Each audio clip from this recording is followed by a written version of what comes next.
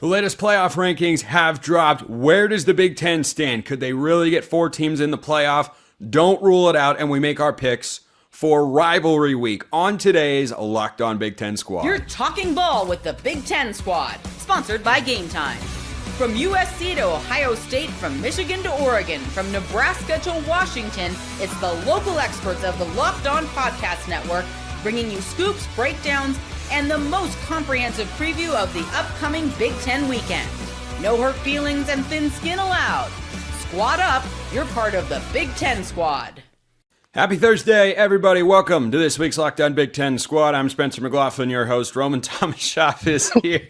He's there in the backseat of his car because of a power outage. Front seat. Look at the dedication from our Locked On Huskies host. Jacob Goins of Locked On Hoosiers is here. Zach Anderson-Yoxheimer of Locked On UCLA has showed up despite his Bruins not doing that on the football field recently. Remember when Tim Skipper and Jerry Neuheisel were a wagon? I remember those days. That was like 5 weeks ago. Craig Shemon at Locked On Big Ten. Nick Arvin at Locked On Purdue. Roman, I'll start with you, even though because of the Wisconsin Badgers of all teams, Washington isn't fighting for a playoff spot this week. They're trying to play spoiler against Oregon, but let's talk big picture. Do you see a path here with the committee's latest rankings for the Big Ten to get 4 teams into the playoff? Oh, absolutely. There's certainly a path here where the biggest thing I think that it involves is, as much as I want to sit here and say it's an Oregon loss, as I see that horrendous shirt and equally ugly pillow that you have behind you. Thank God we haven't seen the other one. I don't have the pillow today. That's just a banner. That is the best news I've heard all day. And as all our everydayers can see out there, been a pretty crappy day so far. But I think that the most important thing to get 4 teams into the playoff this weekend is a Michigan win. Because without that, I think that it's kind of out the window at this point in time. Goins, I don't think we're ever going to rule out Michigan beating Ohio State again, right? Because last year they did it as a 22.5-point dog on the road. So is that the only path that you see to getting 4 teams in? I think so, but even with that, I still don't feel confident in 4 teams getting in. I think there's a more popular, or I guess more of a better chance that 3 teams get in and Michigan over Oregon rather than both of them getting in, because of chaos in college football, right? Could it work out that Michigan beats Ohio State? There's a path for them to get to the Big Ten championship game. Oregon would be left out, and maybe the Ducks get left out altogether and Michigan takes that spot from them. I don't know. I just think there's a possibility there. I just don't love the odds of the Big Ten getting 4 teams in, but I know one that's getting it. Well, I guess I know 2, but at least the Indiana Hoosiers, we're getting in regardless. It doesn't matter what happens this weekend. Yeah, even if you lose to Purdue, you could still get in. That's how bad Purdue is, but we could lose and still get in. Super likely, right, Nick? I mean, the Boilermakers, they're on the train. I mean, we're struggling. We're certainly struggling. But, hey, we look forward to this game every single year. Even if we were 0-11, we still have this game against Indiana. Well, 2-9, 0-11. Yeah. No conference wins for us yet. But remember when Purdue was 2-0 and we thought, you know what? Maybe they've got the confidence now that they've beaten Middle McNeese Tennessee Technical Institute. But I mean, they didn't even look bad against USC. They were in that game. And then it was like after USC, they lost a couple close games against Northwestern and Minnesota. And then everything just kind of came off the tracks, so to speak. They lost their confidence. And now we are at 2 in 9 and no conference wins. Nick, are you telling me that was an accidental pun, not an intentional one? Because if it wasn't intentional, what are you doing on this show? I don't know. Me neither. I'm just surprised that when Nick said no conference wins yet, Jacob didn't just jump down his throat for that. I missed that. Yeah, he's just completely phased out.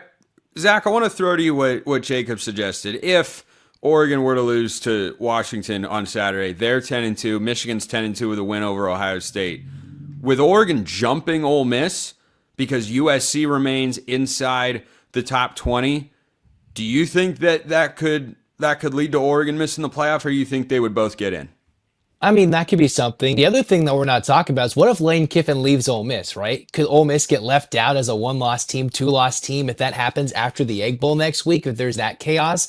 And the committee hasn't really adjusted for Miami beating Notre Dame earlier this year. And if they're going to keep giving Notre Dame love, it seems like if Oregon loses to Washington and Notre Dame leapfrogs Oregon, maybe you get Miami in there. But that doesn't really make a lot of sense with how the rankings have gone. I think Oregon's pretty safe to be in, either win or lose. If you wanted to create the world's worst scenario for Oregon fans, lose to Washington and miss the playoff because Mario Cristobal is 10-2. That would be, I might retire. I might just quit the network and be like, guys, I'm out on this one. But yeah, I don't think anyone should want to be in what is a looming 10-2 pileup, Craig, because man, who can't go 10-2 is kind of what it feels like. Well, I've always had the philosophy that the committee not only makes its rankings every week, I think they massage the scenarios because they're always playing 2 weeks ahead. And I think they realized a couple of weeks ago there was a chance. There was a chance that the Big Ten will only have 2 teams in, and that's just ridiculous, right? So, look, they moved Oregon up 1. I think that does bode well for Oregon if they should lose to Washington in a close game. But I've been saying forever, for about a month, I think the path was there for Michigan to run the table since the USC loss, beat number 1 Ohio State, and get in. Now, I expected Michigan to be moved up 2 spots from 18 to 16 because USC lost, because Virginia Tech lost. The fact that they moved them up 3 spots to give them a shorter runway, should they beat Ohio State, they absolutely are going to put them in like the top 10, and they're going to be a playoff team. Just so everyone knows what we're talking about, the Lane Kiffin discussion is fascinating because losing in Starkville to Mississippi State is not unrealistic if he's got 1 foot out the door.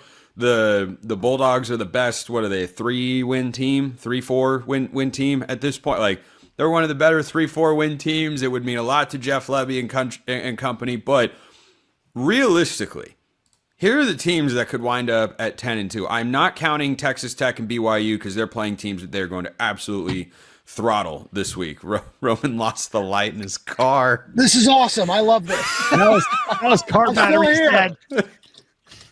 There we Roman, go. can you hear me? Yeah, I'm still here. Does Roman look like he's in the back of a limo, like he's in an episode of Ballers or something? I wish that were the case, Craig. I would be so much happier if that Roman, were the case. what kind of car is that? This is a Hyundai Elantra. That's basically a limo. I don't think they sponsor us. We probably shouldn't have shouted them out. You're so far back, you look like Shaq sitting in the back seat. You have the front seat steering wheel. I don't think Roman's 7'2". 6'6", and that's why I'm doing this. Yeah. Anyway, the teams that realistically could wind up at 10-2, just that it's possible. Georgia, Oregon, Ole Miss, Oklahoma, Notre Dame, Alabama, Miami, Utah, Vanderbilt, Michigan, Virginia. They can't all get in. Like 10-win teams are getting left out of this playoff, right? And there's another element. We were supposed to have a playoff format set December 1st for 2026 and beyond. This is going to open the door for them to expand this thing to 24 teams, which is ridiculous. You're right. Oh, jeez. Oh, Craig, why'd you have to make that good point? I was having a good day today. January 23rd. Roman's going through hell with no power over there. I was in a great mood. Yeah, so rivalry week is indeed right around the corner. So we're going to make our picks for all the big games in the Big Ten coming up next on the Locked On Big Ten Squad.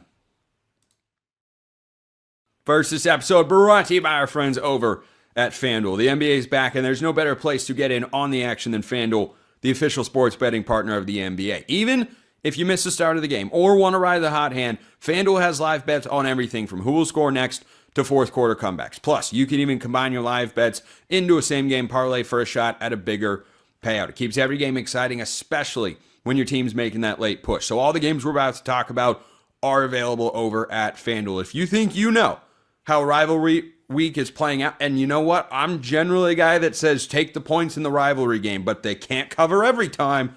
Finding those underdogs that can't get it done in a rivalry spot, it can be difficult. If you think you know how to do it, FanDuel is the place to go. Right now, FanDuel is giving new customers $300 in bonus bets when your first $5 bet win. So head to FanDuel.com to sign up and play your game with FanDuel, the official sports betting partner of the NBA. All right, let's get into our picks and start with the big one. The game, Ohio Spencer, State. can I hijack this for 30 seconds? Can we go ahead. Can we just Just like talk you about did the that Oregon car you're Washington sitting game? in? Yeah, go for it. Can we talk about the Oregon Washington game first so my car battery doesn't die? I want all our everydayers to know that I am dedicated to talking about this game, and I am not ducking any smoke this week when it comes to the Ducking, matchup you say? between our two teams. That's good. Goins is on a heater right now. That's more what That- I'm that here was- for that was a at good the one. moment. I'm mad at myself for that one. Goins is rolling. You know what? You make a fair point. So, Oregon, Washington. Let's hash it out, Roman. How many points is Washington losing by? At the beginning of the season, I did pick Washington to lose this game for all the Oregon fans. You made a in the comment pick section. on a game? Pfft, I never made heard a that before. I made a preseason prediction. It's very different, sir. Okay. No, this is a game that the spread, according to our good fans over FanDuel right now, is 6.5 points in favor of Oregon. I do legitimately believe that Washington can cover that spread. I look at some of the injuries that the Huskies have suffered over the last couple of weeks. Jonah Coleman's going to be back close to full strength this week. Denzel Boston's going to be back as close to full strength as possible. Looks like right tackle Drew Party might be back as well. And this is a team that, yeah, they've beaten up on bad teams over the last couple of weeks, but it's very clear. Oh, now Spencer's gone. Okay. He's wow. All Wow. right. I didn't know. Now that Zach is is the- gone. Yeah, this is the last thing I expected from all this. That I am the one whose internet and audio and everything are fine. But Who's no, flying this airplane right now? this is an absolute train wreck. It's a disaster. Where'd you go? I didn't go anywhere. I just sat here. I didn't touch anything. I didn't hit anything. I didn't spill anything. My camera was just like, peace, guys. I need a break. Like, you've been Zach's working too. so hard. Zach's too. You're not Yeah, alone. Zach's out. Zach. But no, I do. Oh, now Spencer's muted. This is just tremendous. This show is the train wreck of all train wrecks. We are so good at this. Cut the tape, man. Rip it out. Restart. I love everything. No, about keep it where this rolling. is going. Keep it rolling. But no, I It's think that Thanksgiving. Washington Let's roll. absolutely has the talent and the physicality to be able to stay in this game on both sides of the ball. Washington has not allowed over 25 points in a game this season. The last time that happened was when they won the national championship in 1991. So credit to Ryan Walters. You mean a credit to co-national championship with Michigan, won right? the national championship in 1991. Were they the only beat- team that won it that year? No, they weren't, but you got Okay. the team wrong. You got the team wrong, so Oh, your s- point is invalid. Okay. No, my point stands. I was just No, your looking for point a is no invalid. as to were they the only team that won it that year? Oh, but they won 4 out of 5, so it really is Miami that shares the national championship. Miami. Washington. Okay. Gotcha. But I really do believe that Washington absolutely has all the talent necessary to stick in this game and really compete in this game, as much as Oregon fans might not want to give them credit for that. And I'm really excited to see what this is going to look like. I'm trying to decide which angle of my personality I should let come out right now. Because so far, it's been the Big Ten squad hosting trollery. And I got to tell you, that's a fun guy. That's a good hang. You're just not a natural troll already. No. Can you hang around- Can I make a comment? That was good. Yes. Yeah, go ahead, Craig. I got some thinking to do. I got so when this squad show posts every week on all of our channels, I got a comment on Lockdown Big Ten about 2 weeks ago, and it pointed toward the how shall I say this, the wisecrackingness of Spencer compared, because I watch Spencer all the time. He's so professional on Locked On Ducks and Locked On College Football and the 8 other podcasts you do every day. But on this show, he's just a wise rear end. I don't know A wise what, Greg? A wise what? Say it. Say it. Push the limits of the FCC. You make a valid point there, Craig. You make a valid point. There's something about this group and this show that just brings out the absolute worst in me. And sometimes I get a real kick out of it. You meant best. I gotta say. Well, it's No, a he meant matter of worst. perspective. Okay, quick show of hands. Who would say it's the best part of me. Okay. It's Yeah. the There only we one I really know. There we go. There we go. That's a majority. That's a majority. There are 5 others to vote. That's quorum, and I've got a majority. So that measure passes. Anyway, on this particular game, I will just slide in. There is 100% a world in which Oregon loses this football game. That world absolutely exists. What I wonder about is whether or not Washington has improved up front to allow fewer than 10 sacks. And I know that's a bingo. That's a bingo, Roman. That's I know that's an Oregon. That's Yep. an Oregon bingo. I know yeah. I know it's on the bingo card, but can we talk about how that might have impacted last year's game? It might have, just right? just a little bit. Maybe. It's entirely possible. Quick show of hands. Who thinks 10 sacks in a game is a lot? Okay, good. Zach, I'm surprised you raised your hand. You're probably used to seeing it by now. But The Raiders, against the Browns. Yeah, it did. very good. I think this game should have been just a little bit bigger, if not for those pesky Wisconsin Badgers. Am I right? Like, what? That was unnecessary. It was completely unnecessary and uncalled for, and this is all getting left in the show, so you just have to deal with it. Oh, there he goes. That's phenomenal, by the way. What are we going to do? I don't know. Without I'm going to talk Spencer. while he's gone. I agree with Spencer in that idea, though, that I was hoping this game would be bigger. And Roman, I know you've talked about this every single day, just how disappointing this season has been for Washington. Yes, it's still been good, but I was talking dark horse college football playoff for Washington to start the season, and that just hasn't come to fruition. So I think that it's all disappointing, though, because of that one particular game, though, right?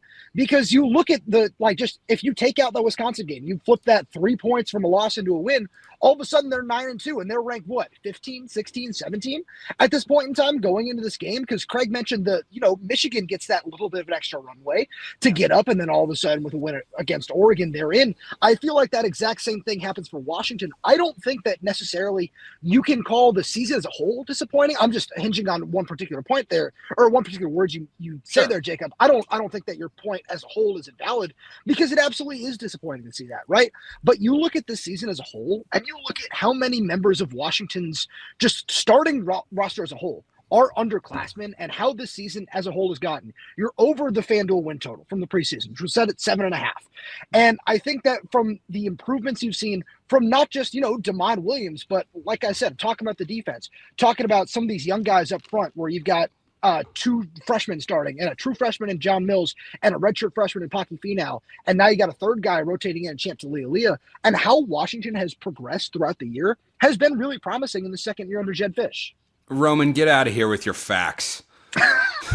Spencer, Oregon fans don't like him. I know that. Spencer, before technology throws you out of here again, Yes. do you have a pick for Oregon, Washington? Like, are you obviously you're going to pick Oregon, but tell Yeah, us no, why it didn't happen. I do. I wanted to touch on the disappointing aspect, Roman, because I agree with the sentiment that once you have a chance to look back, even if Washington loses on Saturday, like, this has been a good year. It's the step forward that you were looking for that he had at Arizona. Disappointing will be when Florida head coach Jed Fish is made finalized for the 2026 season. That would crush me. And on that note, I'm going to make sure my car battery doesn't die. So with that being said, go Dogs. I can't hear much more of that.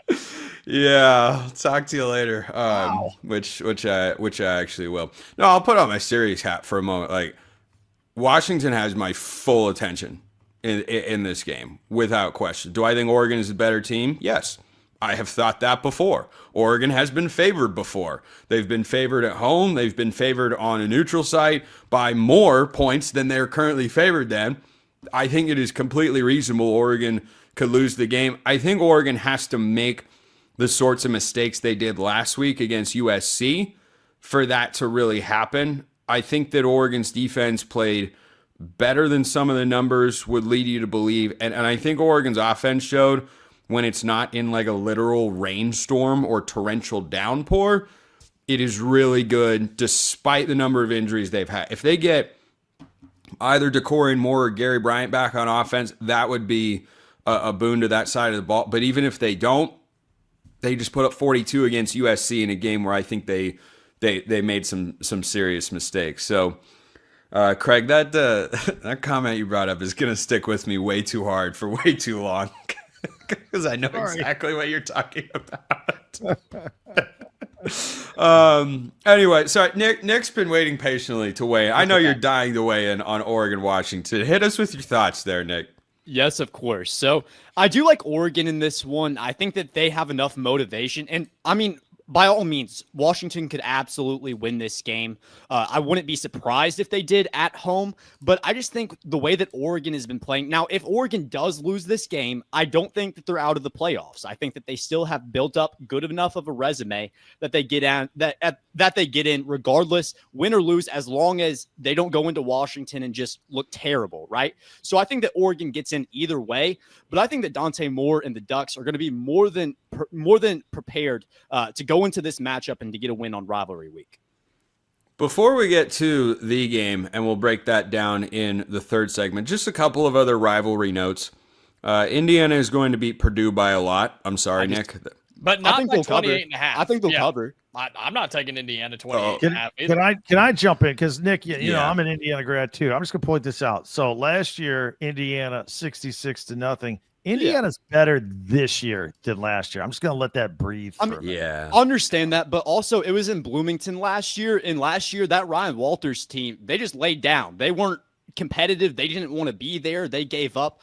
Even though this Barry Odom team only has one more win and no more conference wins, there's still more fight in this team. And that's not me trying to be biased or anything. There genuinely is more fight in this team than there was last year. 28 and a half at home when it's going to be 20 degrees outside. I think it's a big spread. I do think that Purdue will cover. I don't think they'll win that game by any stretch of the imagination, but I could see it being a close first half. Purdue loses by 40. I disagree. Thank you. I disagree. Yeah, Indiana. I don't know how many of Indiana's starters will play and how much they'll play in this game. A guy like Elijah Surratt hasn't played in 2 weeks. I don't know if he plays in this game. How much does Indiana's defense play in this game? I don't know. Indiana's going to win. I'm not worried about that, but I don't know. I mean, you don't have to go out and just put your best performance on against Purdue in the finale on a Black Friday night. You just don't have to do it. You'll be fine. Another thing I want to point out in the Big Ten slate. Do you realize that the winner of Penn State and Rutgers goes to a bowl game? How is that not game day this week? That's right. What are they're going to Ann Arbor? We're going to talk about we're going to talk about that game next.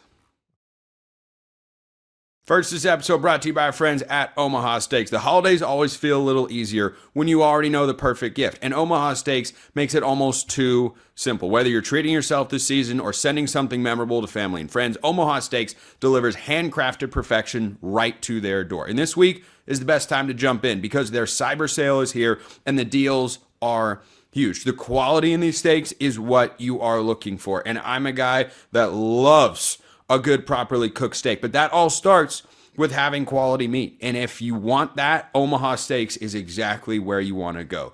They are tender, rich in flavor, and they will make hosting or just cooking an ordinary meal exactly what you want to have. Save big on unforgettable gifts with Omaha Steaks. Visit omahasteaks.com for 50% off site-wide and an extra 20% off select favorites during their cyber sale. And for an additional $35 off, use promo code COLLEGE at checkout. That's omahasteaks.com, promo code COLLEGE. Terms apply. See site for details. Check out Omaha Steaks for the holidays today. All right, let's talk about the only other matchup in the Big Ten this week that is, shall we say, enticing. Not that USC and UCLA isn't a fun rivalry and all, but you know, Zach isn't even here. There have been more technical issues in this Locked On Big Ten squad than I could ever remember. I've just been sitting here doing nothing, and my camera's just like, see you guys. And what's great is it's all gonna stay in. No editing will be done. No editing. That's Absolutely none. We just say, just Bill O'Reilly. We'll do it live. We'll do it live. It's one of the greatest broadcast moments ever. He's throwing the pen. He's swearing at a teleprompter. And then he nails it. He absolutely just crushes it. Yeah. That's tomorrow, and that is it for us today. Thanks for watching. We'll leave you with Sting and a cut off his new album. Take it away. It's unbelievable. Anyway, so Ohio State Michigan. I cannot, after last year, ever rule out the possibility of Michigan finding a way to win this game, even though on paper, Ohio State's a better team. They are more talented. They've played better football throughout the course of this entire season. Of course, they haven't lost the game just yet. Goins, give me your pick. Look, I think the narrative of the game is what it is. You can't overlook any team, no matter how good, how bad they are. That's most rivalries, but not all. But this one in particular, and I find myself sitting here again saying, "Man, Ohio State's just so good. Their defense is the best in the country, just above Indiana's." I mean, it ain't no way that Michigan can win this game. I don't trust Bryce Underwood at quarterback in this game. I think Ohio State's going to get absolutely after him, and I don't think that Ohio State can be stopped when they put their foot on the gas offensively.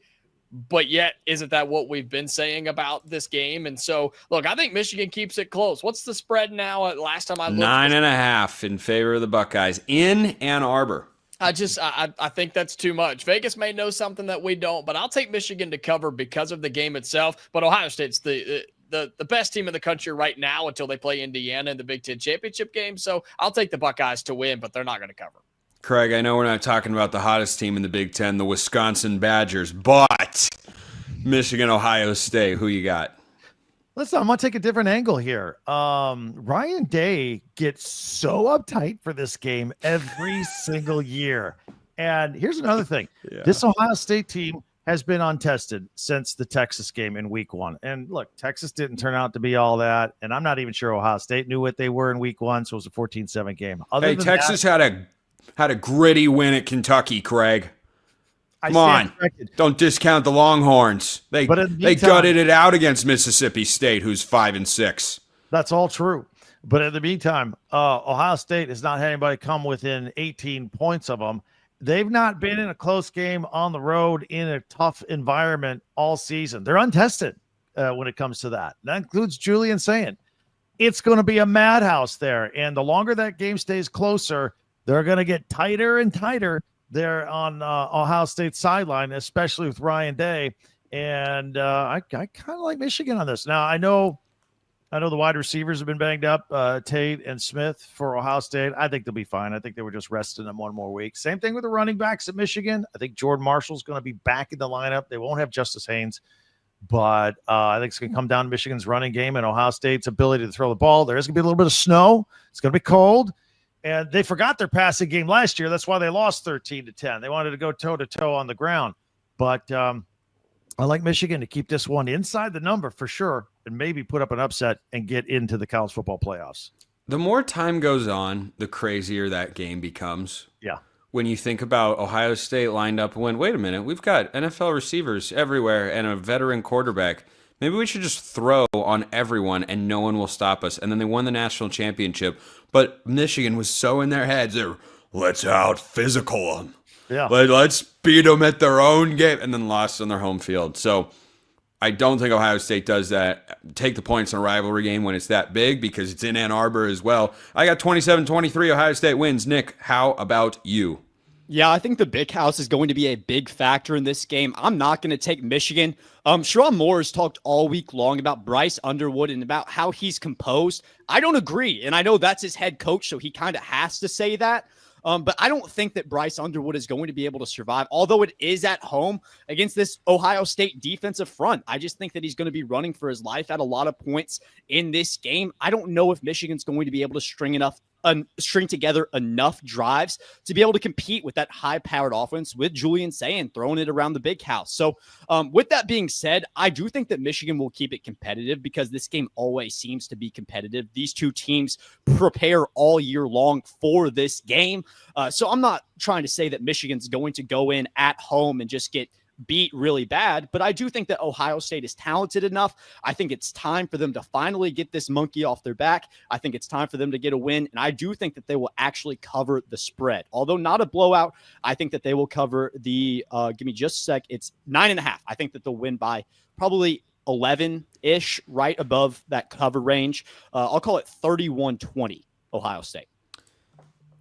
Just a couple fun notes to end this one. Michigan State, 0-8 in Big Ten play, is a 3.5-point favorite at home against Maryland, going for their fourth win of the year and their first since week 3. Nebraska plays Iowa on Friday. The Cornhuskers currently have 7 wins and unfortunately lost Dylan Raiola for the year.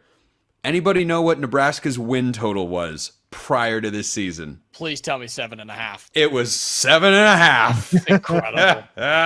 They're going to get destroyed in that Iowa game. That's going to be really bad. That is going to be. Latif did not look good the other night.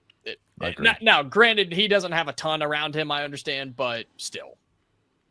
It's so bad. Goins is praising Iowa. Jacob Goins, Locked On Hoosiers. Craig Shemon, Locked On Big Ten. Nick Garvin, Locked On Purdue. We had Roman Tomashoff of Locked On Huskies and Zach Anderson Yoxheimer of Locked On UCLA. I'm Spencer McLaughlin from Locked On all over the place. We'll see you next time. And until then, hope you all have a wonderful rest of your day.